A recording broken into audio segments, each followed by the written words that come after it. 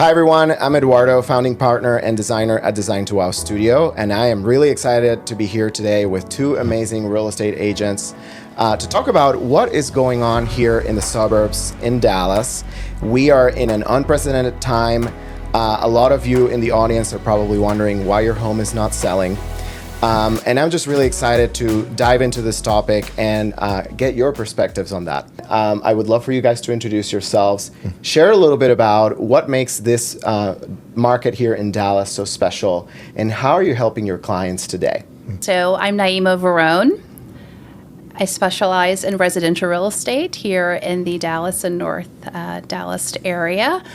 I relocated my family from New York City to Dallas a couple of years ago. So I know firsthand and really understand families who are looking for more space, better schools, and a stronger sense of community. Because that's why you come down. Absolutely. Yes. And I think that's one of the things that makes Dallas-Fort Worth area, and especially the suburbs, truly special. When you're in a larger metropolitan city, it's really hard to find a combination of all three. Without being so far removed from the inner city. And so one of the many ways that I help my clients, I think one, if you're a buyer and you're looking to relocate, you know, I've done it, right? Actually within 3 months. And so I know what's possible. I know exactly what it takes and the stresses. So I really try to alleviate a lot of that from people who are looking to relocate to the Dallas, Texas area. Also, for sellers, a big part of moving is you either have, maybe you have children who have gone to college and you're like me, an empty nester, and you need to downsize. So we've got to find you a new home, right? We've got to sell your home and find you a new home to accommodate your family's lifestyle, right? So I really kind of meet my clients where they are. If they're pivoting, if they're going through really large transitions in their lives, if you're divorcing, you need an agent who can navigate not only the transaction, but the emotional capacity of what that takes too. So there's many life transitions that I mentioned, relocating, downsizing, divorce, those things. Well, welcome down south. I know it sounds funny coming from an Englishman. It really does. And what I always say to people is I've lived here for, I was going to say 17 years, but I think it's closer to 19 years now. I think I'm like showing my age, and I moved specifically to Frisco, and I kind of moved here as a time before all the growth and before everything was going on. So it's interesting when you say earlier, my name's Danny Kelman with the Amazing Brokerage, by the way, broker owner. But it was interesting when you were saying earlier is it's a new time in the market, right, Eduardo? And so for me yes, it is a new time because now there's all this stuff here, like when I originally moved here, like the tollway wasn't here yet, So as I think is really when you ask what's happening in the market, I think there's something, it's normally people like to analyze all the data and this, that, and the other, but really it comes down to simple human behavior, which I think is at the moment, there's less of a need to move to these areas as there was. And I think what we're comparing it to is a very unprecedented time. Excuse me, sorry, but a very unprecedented time, which was COVID. So during COVID, is a lot of people moving to Texas during that time. So there was this big, massive influx of people moving here. Yes, people moving from New York, and what everybody loves talking about is the loved Californians that are moving here. And I kind of keep it quiet because I moved here from LA originally, so it's but a long enough time ago to where I can kind of hide around that. But yes, I think it comes down to need. I think the market shot up. We're at the moment we're here off of Stonebrook and Tollway, right? So this kind of area, this market's drastically shot up. This shopping center we're in wasn't built when I was living. So there's just so much stuff that's gone on.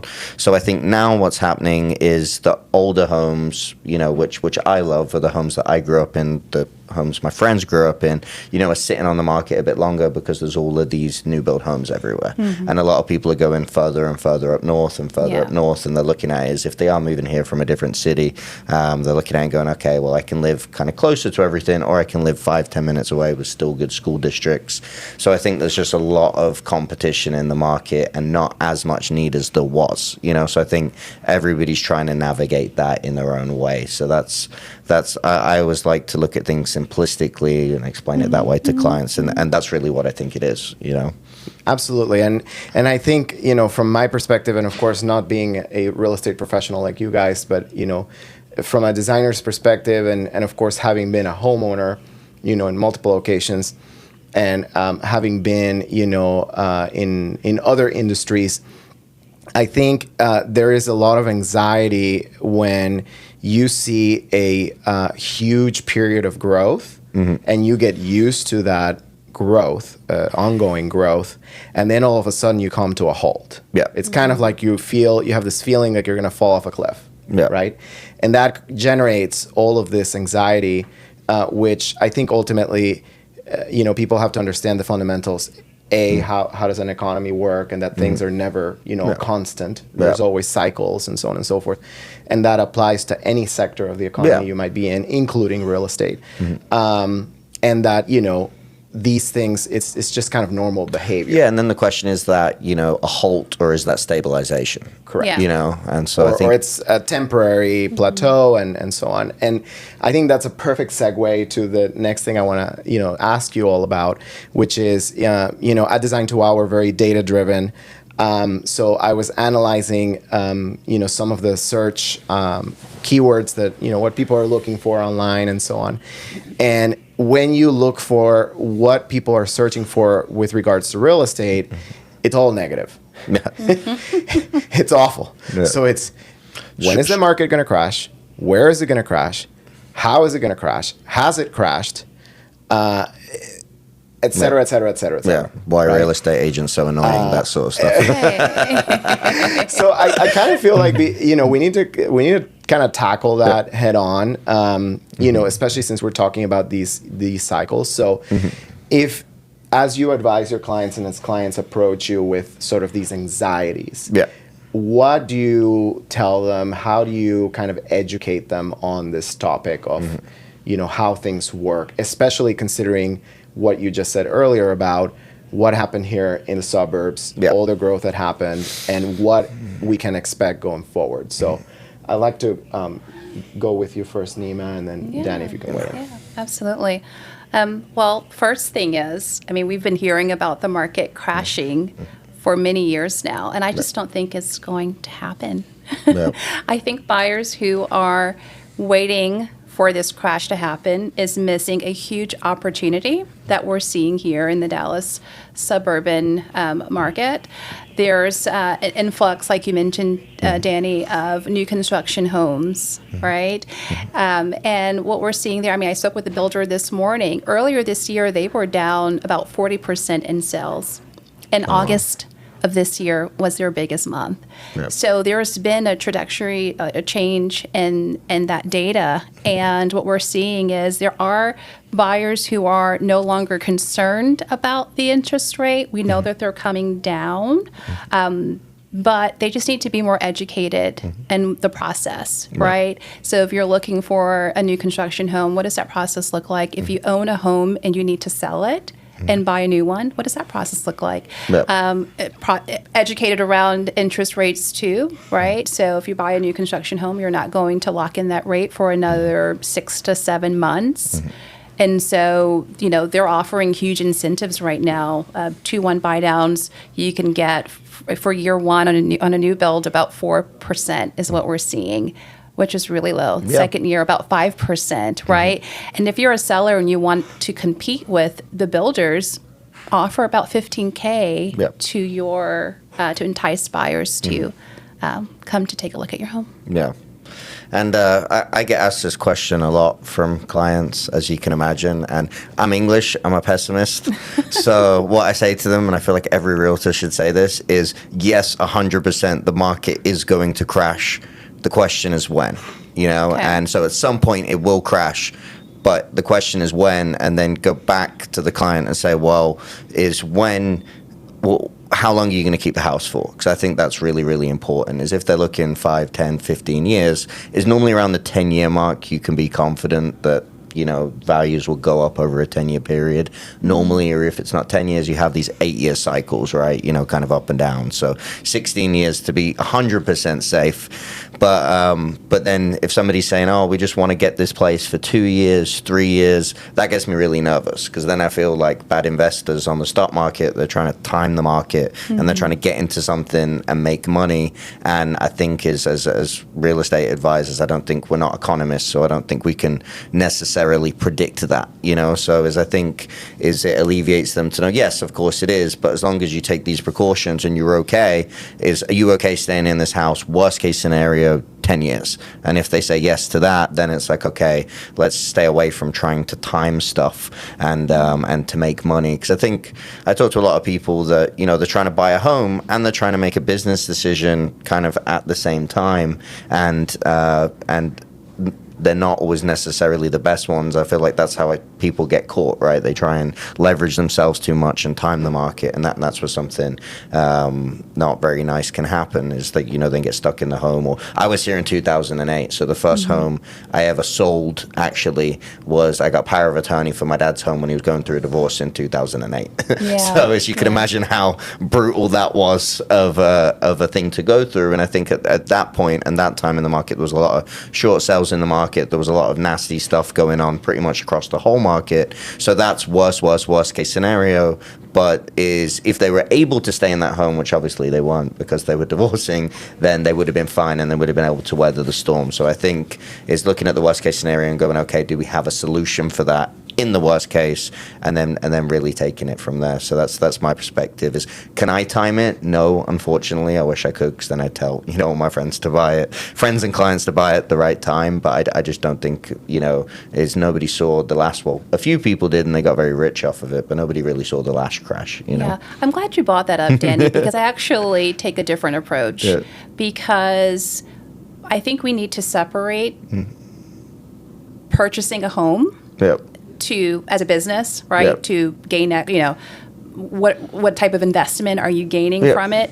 I think that lifestyle, the lifestyle that you want to live for the next 7 to 10 years is more important. Yeah, no, 100%. Right? Because if you go in with the business mindset, you'll be miserable. Yes, because exactly. you might be 15 minutes from a local grocery store. I mean, you might be so far removed and have to wait for everything to develop around you. And so it really is around looking at your family, the lifestyle that you want to live in that moment, and what works for you. Yeah, no, I agree with that 100%. And that's what I'm saying. I think people try and make it a business decision, and I'm like, you have to choose. It's not the smartest move. You have to choose. You can. I know. I think a lot of people want to have it both ways. Yeah. But, and again, I'm not the professional here in the space, but I know I have tried to do that, and I have been lucky in some, and I think lucky may be the right term, in some circumstances. Having it both ways doesn't always happen all the time. And then you have to prioritize, to your point. Do I care about location, my lifestyle? And is this property serving my needs? Because my needs is what I'm prioritizing. Or am I prioritizing an investment which is then may conflict with my lifestyle needs? And you're normally okay, and you can get both as long as you're going to be happy living there for the next 10 years. That's right. And then is what I did. And normally you have to kind of sacrifice something, is if you're looking for a shorter term investment. So I did personally, as the first home I bought was a smaller home, but in a better location, because I wanted the uplift from being in the better location. So you always kind of lose something if you're looking to get both. So it's very difficult to get a really, really good deal that isn't well sought after, in a good area, and keeping the costs low. It's just difficult to do because the market's so regulated with so many people trying to sell and so many realtors and so many people doing it, So let's switch gears and talk a little bit about development. You shared kind of the perspective of what's happened here, over the past few years. And I think there's kind of like the good side and the bad side of development. So I would like our audience to kind of hear about, what they should be excited about in terms of the fact that there continues to be development in our area and why that is a good thing. But at the same time, I want everybody to keep in mind, and then maybe you share your perspective on this as well, the more development goes on, as you mentioned earlier, competition, right? When you are thinking of, maybe selling or something, doing something with your property, you are now facing a new reality, right? So how do people need to keep that in context of like, yes, new development is great and this is why, but they also need to keep in mind that their environment is changing as time goes on. So Danny, let's start with you, and then we'll go to... So I love new builds. I do new builds, but there's two things that they don't have a lot of the times. They don't have yards a lot of the time. They don't have pools. So they're taking down space as Frisco's grown, as you're losing a lot of the yard, and you're looking at, you're losing a lot of the pool. So I think this is a huge, funnily I said 2008 earlier, so I love homes built pre-2008 in this area. I love them. Is because they have these huge backyards, they have these great pools. I purchased one myself. But there's no way I would have purchased that home without any interior renovation. As I saw pictures of it the other day, is before the renovations, and I wouldn't have even looked at it, right? Is we have 2 businesses and 3 kids. We don't have time to renovate in homes ourselves, So as the previous couple that we purchased it off, that was actually the 16th time they'd renovated a home and sold it. So he was an investment banker, and they went around from city to city, wherever he got a job, renovated the home the way they wanted to live in it, and they renovated it for themselves, which was really, really cool, and then they sold it. And so what was amazing about that is I don't have the experience of renovating 14, 15 homes, which they do. So probably the first time they did it was probably pretty bad. The second time it got a bit better, and they learned from those mistakes. So there's just all these little things, like how they built a drain on one side of the house that goes underneath it to take the water out, that are just so well thought out that I couldn't have possibly done myself. So I think there's a huge opportunity to compete with the new builds, because now pool costs are I just had a client build a pool. I always begged them not to, but what do I know? And I think he ended up at 180,000 for a pool. Oh my! Adding it there. So I think there's these beautiful homes pre-2008 that have these huge yards, huge pools, and they're very, very easy to compete with the new build homes, because really what people want inside is nice finishes. Is like when I saw mine, they had carpet in the bathroom before. So I haven't seen that. Lovely. I haven't seen that in years. So I think yes, I do love new build homes, but there are those downsides to them, and I think after 2008 as well, as they started using cheaper and cheaper materials, and they started cutting costs and things like that as well. In COVID, when wood costs went up as well, they started cutting more costs. So I feel like the quality isn't what it is in this area as it used to be as much anymore. So I think there's kind of a blend and opportunity for people selling their homes that they can take a massive advantage of, And what are your thoughts on that, Naaman? Well, first, I think we have access to some of the most extraordinary communities here in the North Dallas area. And personally, I find that there is a demand, high demand for new construction here. And I'll just talk about that first. I think for new construction homes, you're right, Danny, in the sense that the more that they are developing, and they're doing a lot. I mean, there's a lot of infrastructure here, a lot of opportunities for developers to build homes, and whether there's production builders, there's custom builders, right? There's something for everyone here in this area. And you're right. Some of the new construction homes, the yards are getting smaller, right? And because they're getting smaller, I go back to your family's needs and what you want to prioritize, right? Because you might be perfectly fine with a smaller lot if the location is ideal. It's 2 different type of buyers, right? isn't It's 2 different. There's so many yeah. different ways that we can look at it. I just was hosting a house last weekend that I had buyers coming in, there was no pool, so there is that desirability of having a pool, and there are other buyers that don't want a pool. And the lot, it had enough space to build a pool. Yep. And but there were some things with inside of the home that I think, for some new construction homes, especially as a buyer, if you're going in without a real estate agent like myself, and you don't have proper guidance, you are building a home without having any experience. Yep. Right? Yep. And you don't know what finishes to put into a home. Yep. Right? So we're seeing that a lot Yep. too. I mean, this home, I had tons of feedback of, hey, the seller's completely missed extending the tile in the children's bathroom to the ceiling, right? Yep. So the cookie cutter build Yep. finishes is not going to work in this market when buyers have a lot of opportunity and choices. Yep. And I think on the pre-construction, the pre-owned home side, I do think there is tremendous value with sellers that own these homes, because buyers are also looking for custom craftsmanship, and you cannot get that Yep.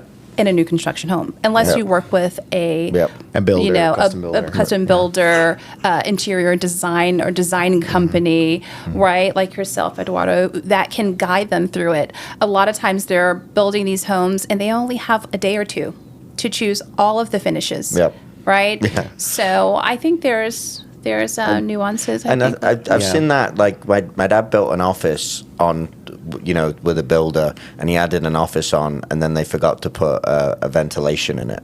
So whenever you're in his office, it was just, so these mistakes that you can make. Yeah. And then my brother-in-law is an architect, and so I'm having them design, like whenever our next home, I'm having them design it custom. And every idea I give them, they're like, that is absolutely terrible. They're like, you can't have a 20-foot waterfall in the middle of the living room. No, Danny. I was like, no. but it's but I think I'll get them to do it. But yeah, it's like, so from my own experience of trying to, think that you can do these things, whenever I come to them with an idea all excited, they're just like, no, that can't. So you don't know what you don't know, right? You and don't. I'm an example of that. Yeah. I want to touch on that before we move to our next point, which is the kind of the DIY approach. And again, no offense, folks in the audience. I know people can be very crafty, and of course, there's a lot of talent that goes into that. And kudos if you have a special skill out there and you put it to use. Kudos to you, fantastic. But think about it from this perspective: you have a home. It is probably the biggest asset in your portfolio. You probably don't want to mess it up. And there's so many ways things can go wrong. We'll probably talk about it all day. And I can tell you, there's a property I'm looking at right now, and it's for a investment, and they modified it, and now it has 2 bedrooms that are not legal because one doesn't have windows and the other one doesn't have a closet. So again, you have to be really mindful about how you're approaching any improvements that you're going to make, working with an agent so you understand the impact of those improvements, you understand differentiation and competition, because you are in a different time when you're in a different point in time where you might be doing it, where now trends have changed. As we said, yard sizes, configurations, styles, Right. I call the white and black finishes. The COVID finishes. They all started in COVID. And so there's a lot of factors that go into, making an improvement. And of course, once you do something, remedying that or tearing it apart or whatever, it can be really expensive, and you could end up paying for that 2, 3, 4 times, which then completely eliminates any gain that you have on that investment. So on that point, I want to segue into differentiation, because I think that's kind of what we're getting into here, which is you have a lot of new development, there's new builds, there's custom builders out there, buyers, or if we will say, people's expectations have changed of what they want, right? Now, one thing we haven't talked about, and I'd love for you to touch on it, is you have a lot of rentals. Rentals are also competing with your property, so people need to think about that as well. So I think there's sort of like I don't know exactly how to describe it, but maybe a misconception, to be polite, that if I have a home, and especially out here in the burbs, all I need to do is just put it on the market. and that's it. I'm just gonna flip the switch on the MLS, and it's gonna sell because I'm in a good school district, and that's all I need to do.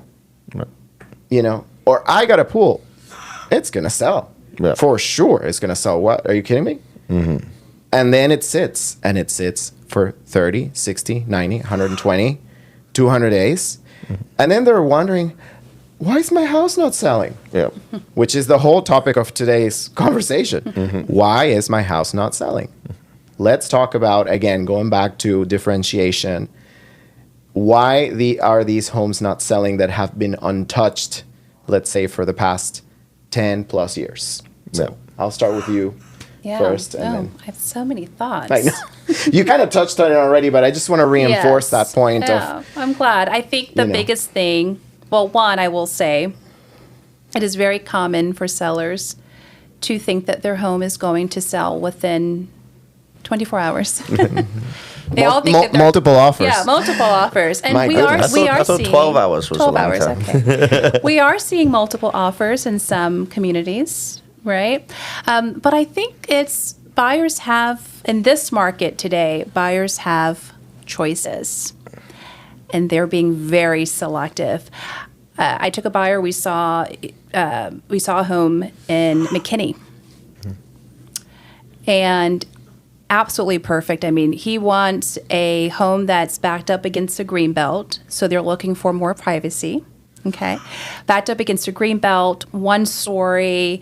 Doesn't necessarily need a pool. It didn't have a pool, but it had a beautiful landscaped backyard that is really hard to find in a new construction home because the landscape is just not mature enough.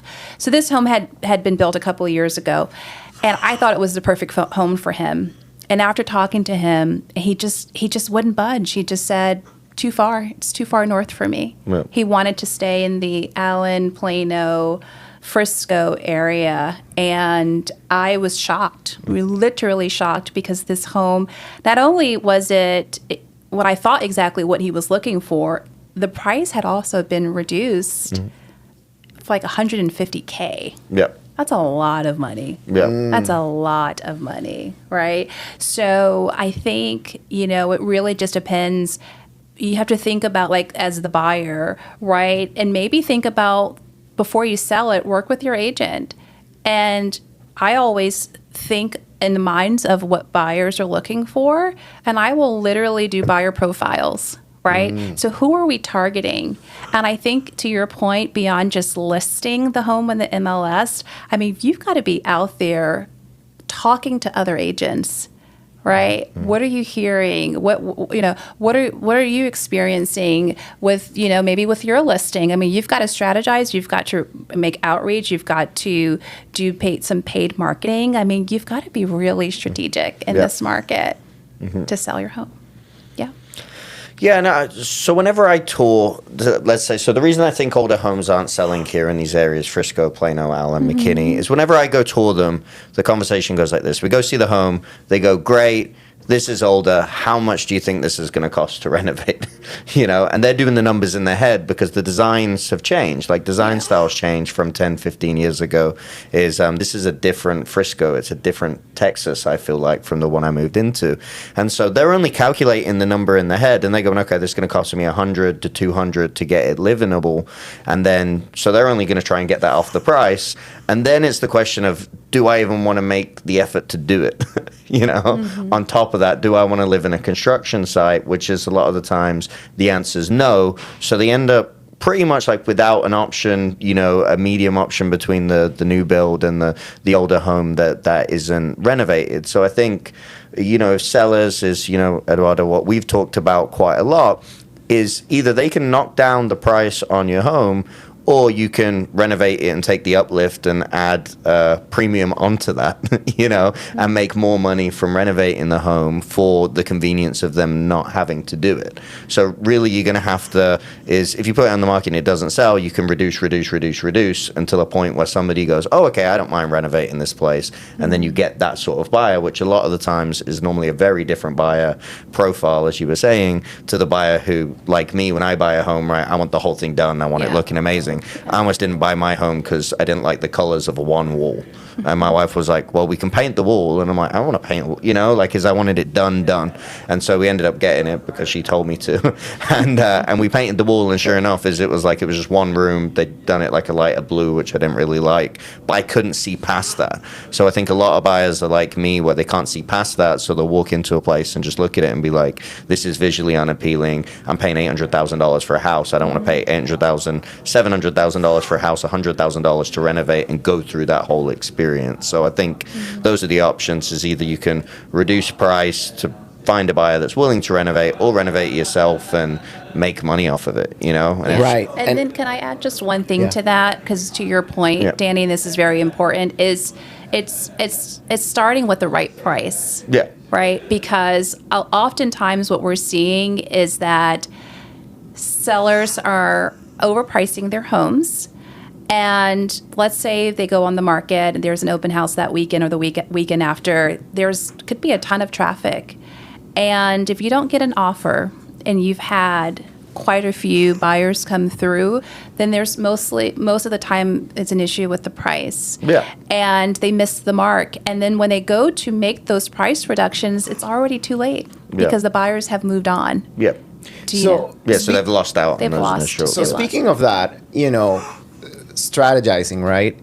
I think we well established that the expectation that you're going to put your house as is and it's going to fly off, that needs to be kind of maybe erased. if it's really nice. That might need to be kind of erased or retweaked from perspective. But shouldn't people be doing more research in terms of perhaps go look at properties that are already listed, or, you know, and look at what do the finishes look like? What have they done? You know, in other words, try to plan ahead.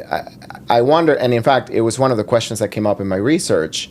When you look for home improvement, what people are researching when it comes to home improvement, of course, one of the big questions is cost. And from our perspective, how we address that is, you know, through predefined packages where you know what the price is up front, and you have, you know, selections that are already made for you. So there's 3 schemes you pick from, and you have all that cognitive overload over all the selections you have to make. It's already kind of done for you. You choose light, medium, dark, done. Which are proven to sell as well. Exactly, which are also baselined with multifamily developments, aka apartments.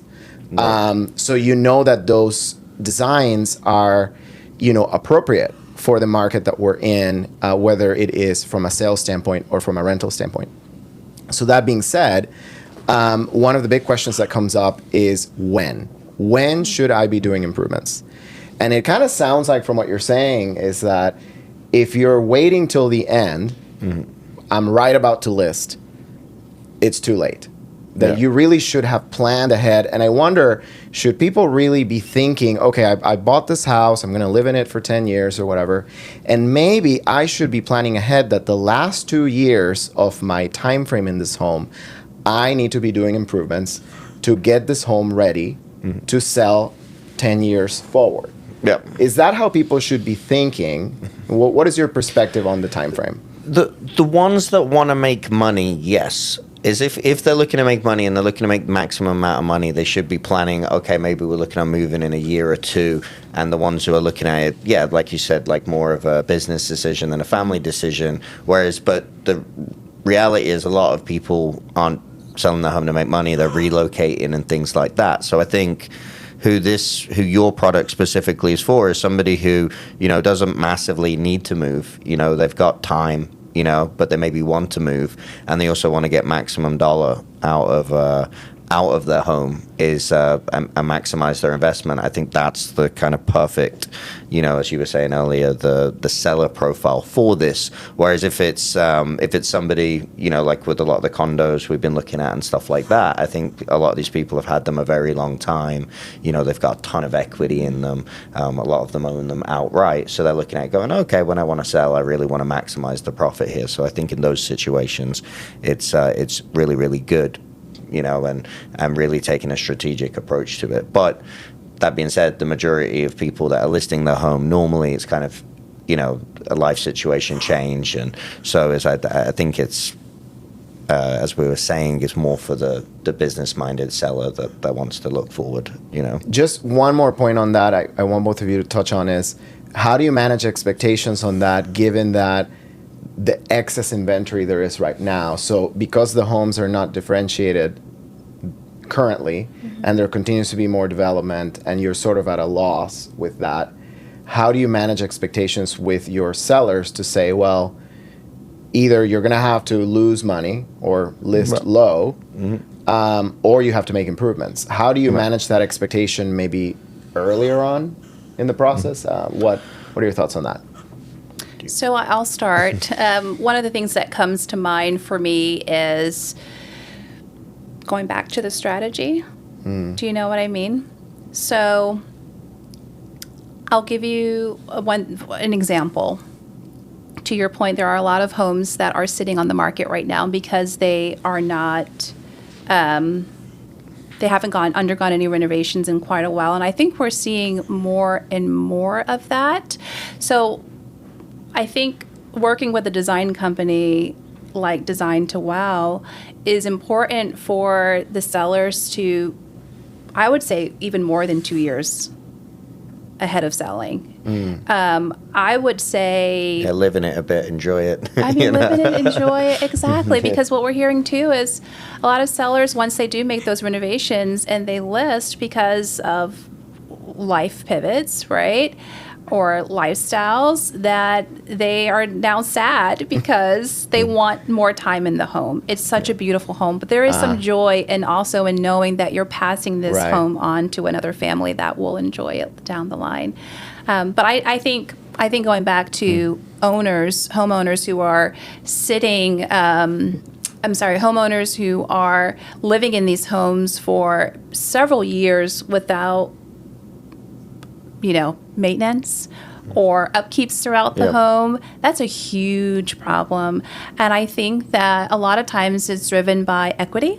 Right? A lot of these homeowners are sitting on tons of equity, especially if you bought prior to during that 2020 time period, you're 2 to 3% interest rate. And I think that interest rate is gold, but I don't think that your family will be happy in that home for more than 10 years. And with that low of an interest rate, it's great, but what if you're deferring your maintenance, right? Because when you're ready to sell, you might have to have a whole entire new roof, plumbing. I'll tell you right now, painting cabinetry in the kitchen is not going to cut it for buyers today. They can see right through that, right? So you may have to undergo a lot of repairs to get your home in a position that is ready to sell. Yeah. No, it makes a lot of sense, and I feel like the TV shows have done quite a bit of disservice to folks who, number one, on numbers, because people still think, oh, I can remodel a bathroom for $5,000. No, sorry, no, it's a lot more money than $5,000. And similarly to what you're saying, I'm just going to paint the cabinets, it's going to be fine. No, sorry. People will see right through it. It's not going to look good. It's actually going to potentially even hurt the value of your home. So again, improvements, I might be repeating myself, but if your home is one of the biggest or the biggest asset in your portfolio, if you think about it from this perspective, if you have an investment manager managing your investments, and it's a professional who's advising you on how to manage your investments, why, and your home, let's say, is one of your biggest assets in your portfolio, why would you want to DIY your home? Would you DIY your own investments versus working with a professional? It just makes no sense to me. And then to add on to your point is, I had those conversations where you have to tell people the home's worth less than what they think it is. I'd have two of them yesterday, and one of them is, case in point, had renovated, and he'd been doing his own renovations, and he spent a certain amount of money, and then the comps just still, even with the renovations, were a lot less than what he thought. kind of the way I do everything is just the brutal truth is this is what the comps are saying. A lot of the time before listing a home, I'll get it appraised as well, because then it's not even just what people will offer at, it's also what they can get finance for, what the bank will appraise it at. And you see this in new builds sometimes is, they'll some of the smaller builders is they'll try and sell something at this price, and then the appraisal doesn't support it, and all of a sudden you got a 40-50K gap. And we were dealing with one of these about 8 months ago, one of my agents was dealing with one of these situations. So I think, it's having the honest conversation with them, saying, hey, here's what and then getting a professional in on the appraisal side to see, can people buy this at this price? And then if they can't, then we need somebody who's heavy cash. So at least we can kind of filter through those individuals as we're chatting to them and seeing what their current financial situations are for coming into purchase. But that's normally the way I go about navigating it. But as I'm dealing with a situation now, he's put lovely cabinets in and things like that. But in all honesty, he's had to go less expensive on the finishes now because he wants to make the money back off of selling the home. So I think the most crucial thing that you're doing, Eduardo, is there's proven, is packages that have gone off of the market, and the multifamily market is, doing way, way, way more research than, us as realtors, There's a lot of data that goes into those apartment buildings, and those are $300, $200 million projects. So, the high rises and things like that. So I think it's a good indicator of what the market wants, and I think it's leading the trend as well. On that point, and before we segue to the next one, one thing that we always advise our clients, and I think it's very unique for us, I don't think there's many, if none, of the designers out there doing this, is to do a feasibility analysis up front before you do anything. And how we define a feasibility analysis is partnering with an agent to look at the comps in the market, understand what's being done or what has been done, what is the potential, from a value perspective, and then use that to determine what is the budget, what should be the budget. And once you know that, or what the boundary is, then prioritizing the upgrades based on what is going to be the best bang for your buck. And that's coincidentally one of the top questions that also came up in my research. Is it was not just when to do the improvements, but what. What are the top improvements that get you the most money? And there were like maybe 10 variations of the same question that came up. So I did want to ask, from your perspective, as professionals in your field. Isn't that a question for you? I know. Yes. Let's turn the mic back over to you. I can talk about it from a design perspective. Kitchens and bathrooms. What do you think? Yeah. But before I do that, I do want to set that context of from a real estate perspective. If you had a client who came to you and said, I'm thinking of, let's say I'm thinking of selling my home, 2 years from now, a year from now, whatever, and I think I'm going to do some improvements, where should I focus? What areas should I focus on? What would you advise them, just to start with? I would say to start, the exterior, I think sometimes is often overlooked. Yep. I think landscaping is extremely important. I think the curb appeal is what I'm referring to more specifically, is very important. So I would start, I would say keep that in mind as we're kind of going through, right? Because oftentimes you want to jump to kitchen, bathrooms, but we need to pay attention to the curb appeal as well. And then I would say, secondly, or in addition to that, kitchen, right? So buyers are looking for large open concepts between the living room and the kitchen. So large islands, high-end appliances. Obviously, it depends on the buyer, too, and the price point. I know luxury clients are looking for high-end, top-tier finishes, design finishes in the kitchen. What we're seeing today also is a big trend on secondary kitchens. So having sort of a prep kitchen in your home. And I actually did talk to a buyer, two owners last week who shared with me, hey, we're thinking about renovating our kitchen to extend our kitchen area and kind of remove some of the outdoor space in the backyard so that we can add on a second kitchen. It's a huge trend right now, what we're seeing in the Dallas area. And I think as you're saying that, I'm thinking is basically, kitchens and bathrooms, what about those make them the highest, and they're almost like activity places, right? You do a lot of activity in the kitchen. There's a lot of like a lot of stuff going on there. Whereas like bedrooms and living rooms, you kind of relax in, And I think the other one is bathrooms, because there's a lot of getting ready and things like that. So I feel like that's probably a good rule for it, is activity. Activity centers where people are going to be. I think those are the things that kind of spark people's interest the most, because they always see themselves. I think when they see themselves in a home, they're like, they see themselves in these high activity areas, and so I'd prioritize those. So I had an interesting comment that was made recently, and what I'm hearing from buyers is that they no longer find a formal dining room to be useful. Yes. So I want to hear from you guys. Are you hearing that as well? I think it's considered wasted space. I think because in this day and age that they are prioritizing entertaining their family, their friends, and they don't see because their parents didn't make them sit at the table. As useful. I don't know. What are you hearing in the design space? Well, I mean, on that specific point, I think it depends on the layout, right? So the open layouts, I think, facilitate more of that, where the dining room doesn't feel like its own formal space. It's sort of integrated into the rest of the... Sometimes you will see floor plans that will say great room or something of the sort, and that typically means the dining room has been integrated into the space. I think when you get to certain price points, though, and certain square footages, you do see the dining room still.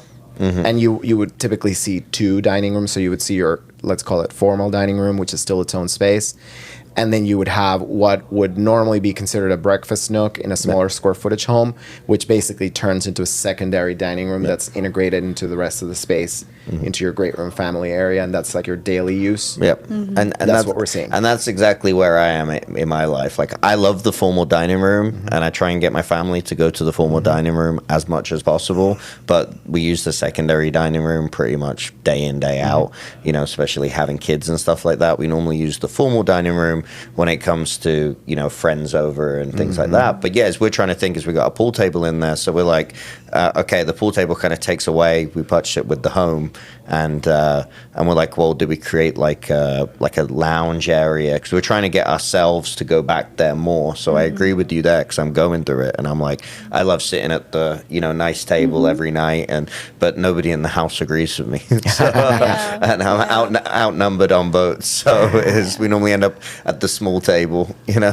I want to touch on the point about what improvements to prioritize and so on. So, I mean, certainly kitchens and baths is kind of the rule of thumb that we've seen as well.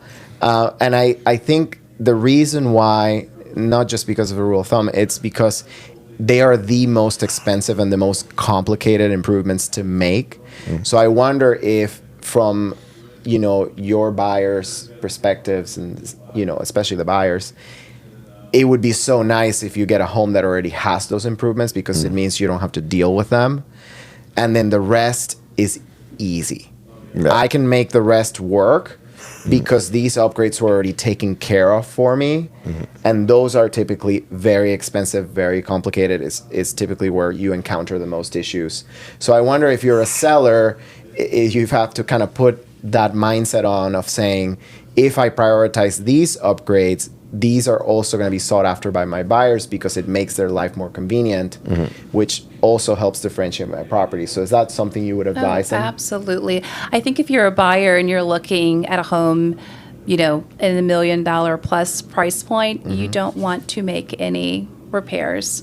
They expect these repairs to be done, right? And so I think if maybe you're purchasing a home, maybe at a lower price point, there may be some room or desirability to renovate. But I can tell you, the buyers I'm working with, they don't want to renovate. They want to move into the home turnkey, as is. They want it to be turnkey. Because once you get to those price points, right, is a lot of those people, both of them work, or so is they just a lot of them do not have time. It's a time issue, and I know certainly in my situation we didn't have time, and I had no interest in it, even though I work in real estate day in, day out. So I think it's just a time issue. And I think to your point earlier, people have become a lot more educated on finishes and quality. So to your point, and again, this is a classic mistake that we see over and over again, especially with appliances. People go to the big box store and I'm just going to buy whatever and put it in.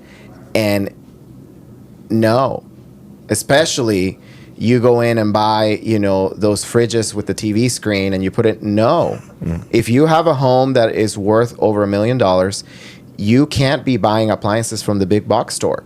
They have to be high-end, panel ready, built in. They have to have, certain brands. I mean, these are things that people have become educated on. And if they see something that doesn't fit, they will see it like that. And just like they see when the cabinets, are painted, or the hardware is cheap, or the countertops are cheap, because now people are educated about countertops, which like before.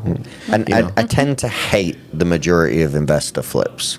Like whenever, because the clients get so excited to see them. You can see them from like a mile away. No, but they get so excited to see them. They look great online. All the Photoshop's perfect, and then they get there, and you can just feel the lack of quality. And it's always a huge letdown for buyers whenever you're touring. When they see something, and then once you get there, you can feel it's an awful lot older than it looks, and you can feel that they've done it, and you can feel it on the flooring that it's just slightly off, and you can, I hate the majority of those for the most part. Every now and then there's one that I see done correctly, but normally it's like, why did we drive all the way out here for this? We just got catfished, basically. Yeah, that's the worst. I mean, buyers are looking at baseboards.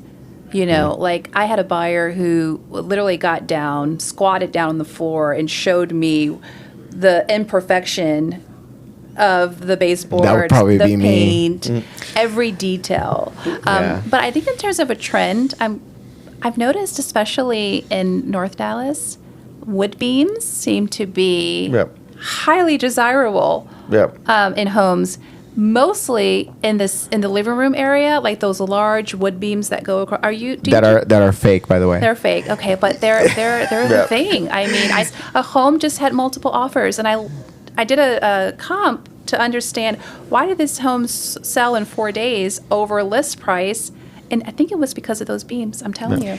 And I think you just inspired something within me where I think is when you were saying that, is I was like, I think as a seller, you should just treat buyers with respect, right? They're not idiots, right? Yeah. They're not idiots. You they're can't not hide blind. stuff from them. Yeah, they're not, they're your cousin or your friend's friend, or, they're people that are coming to purchase the home. So I think as a seller is if you look at it from a human perspective and go, okay, what would I want? What would I be happy with?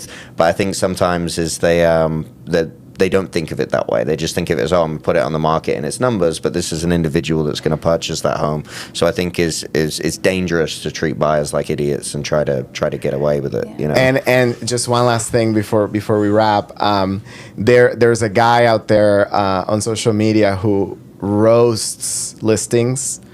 He will get on there, as he's a designer, and he would get on there and he would just roast, like literally. Is that your secret handle? No, I wish. I'm like, I want to do that. He would get out there and he would say, that's his alter they ego. did it again. The fake beams and the black beams. windows and this and that, and basically just pointing out how developers and sellers and everybody just kind of they just repeat the formula. Yep. And it becomes cookie cutter. Yep. And how ultimately you get to a point where now the properties are not differentiated anymore because they all look the same. Yep. And he's just kind of criticizing that, which I think he has a really valid point, but he does it in a very funny way. So something for everybody to watch and entertain yourselves with.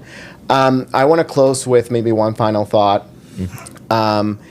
What would you tell our audience is something that they should be looking forward to next year in terms of the market, something to be excited about, maybe a final thought for them to part ways with, this conversation about planning for next year, improvements, getting ready for the market. How would you go about that? Would you like to go first? Yeah, absolutely. Yeah, absolutely. Well, I'll segment this into two categories. I think if you're a buyer, this is a fun fact. Nationally, the best week to purchase a home this year is October 12th through the 18th. Did you guys know that? Because it's the week before my birthday. That's why. We've got, inventory of homes Yep. on the market. We've got the summer peak prices starting to come down a bit, which means there's less competition. So if you're in the market, we still have a couple more weeks to make that happen. I'm also thinking about if you are a buyer and you are looking to move into a new home before Christmas, there's a lot of opportunity for us to start talking and make that happen for you. And I think in terms of what to look forward to in 2026, if you're a seller and you're looking to sell your home in 2026, let's start to have that strategy conversation now. I think those conversations should happen well in advance. Let's talk about any repairs that will need to be done. Let's talk about what we're seeing in this market and what we're expecting next year, so that by the spring market, you're ready to rock and roll. Yeah. And I would say just lastly, make sure that you're working with a full service agent, a full-time agent at that. That's extremely important. I'm seeing a lot of limited services agent listings start to come up, and what's a limited service agent? It's limited services where there's an agent who puts the home in the MLS, but they are not. They don't do anything. They're off. They're hands off. Hands off, yeah. They're hands off, and it's such a disservice to the client. So Yeah. if you're a seller, reach out to me. Make sure you're working with someone that's going to take care of you and your home and the process from end to end. Danny? Yeah, and I think just to recap on the the whole podcast we did here is why a home's not selling, and I think if people are looking to sell, is really it's looking at it whether it's pricing or is upgrading the home in design, and I think and the reason for this is in order to make it desirable for people to come and purchase it, right? So I think is really, even though we're addressing this to sellers, is the main is they should be respecting the buyer's opinion and putting it in a way that is they would want to purchase a home at. So I think that's probably my takeaway that you guys inspired from me today. I was like, that's a good point, actually. I was thinking all around it, and I was like, okay, what's kind of standing out to me? And I think, it's David Ogilvy, the master of advertising, said, the buyer's not an idiot, she's your wife. So that's what I just, that's what I just kept thinking, is like, okay, what would, so I think is if you think of the buyer as your wife or husband or significant other, whichever it may be, is if they were purchasing, what would they want? And that would either be reduced price home that they could go in there and renovate themselves, because there are those people, or a fully designed home in that they love and somebody wants to purchase at the right price, Yeah, and I think maybe to bring all those thoughts together, I think if you were to think about it sequentially, number one, do you want to sell? So are you thinking of moving? First of all, are you thinking of moving? Do you want to change your current situation, which would obviously imply selling, buying, etc.? Have you even thought through the feasibility and budgets and so on and so forth? Have you thought about, are you going to get what you want to get out of the property? And if not, or do you have to make improvements, and what should the budget for that be? And proactively thinking through that, because the more you wait and the more you delay it, the more expensive it's going to be. And things, unfortunately, we're in an environment where inflation is an issue, and tariffs are an issue, and things will be more expensive tomorrow than they are today.